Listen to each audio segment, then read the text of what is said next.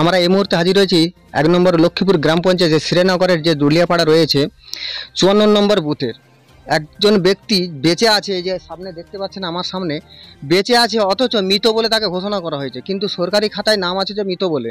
এই ব্যক্তি দাঁড়িয়ে আছে আমার সামনে, এই যে মহিলা আমাদেরই এলাকার একজন বিশিষ্ট একদম বৃদ্ধা মহিলা, তিনি ভাতা এখন পর্যন্ত কোনো ভাতা পায়নি, মৃত বলে তাকে ঘোষণা করেছে। সত্যি কি মিথ্যা এটা যাতে আমরা ক্যামেরার সামনে, সবাই বলছে এটা মিথ্যে প্রচার হচ্ছে, কিন্তু সামনে প্রচার করে আজকে সত্যটাকে জানানোর জন্য আমরা আসলাম আবার।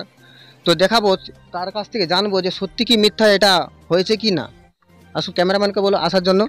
তো মাসিমা, তো আপনি যে এখন দেখা যাচ্ছে যে এটা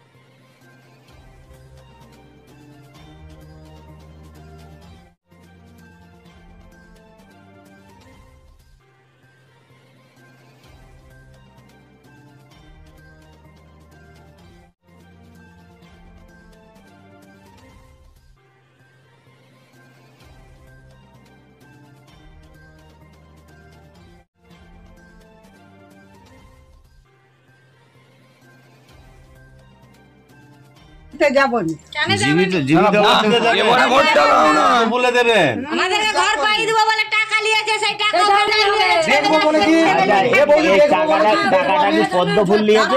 আমরা দেখবো বলেছি। পয়সা কাকে দিয়েছিল?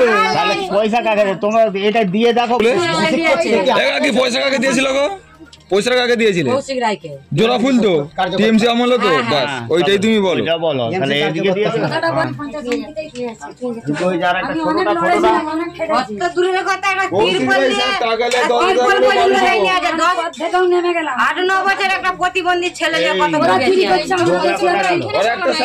ওর একটা প্রতিবন্ধী একটা বাচ্চা ছিল, ওনার চিকিৎসা কোনো একটা সরকার কোনো টিএমসি দেখলো না, কি একটা প্রতিবন্ধী কোনো একটা ইয়ে আছে। তার থেকে কিছু পেয়েছেন? কিছুই পাইনি। কি পেয়েছি? কিছুই না। কিছু পাননি না। আপনার তৃণমূলের ওই 300 টাকা করে দিত পঞ্চায়েত সমিতি, প্রথমে 300 টাকা দিত, 1 বছর 1500 টাকা করে দিয়েছে। আচ্ছা, আর না, আর কিছু না।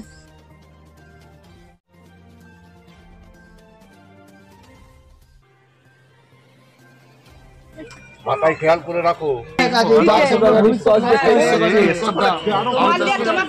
আগে নষ্ট হচ্ছে আর এই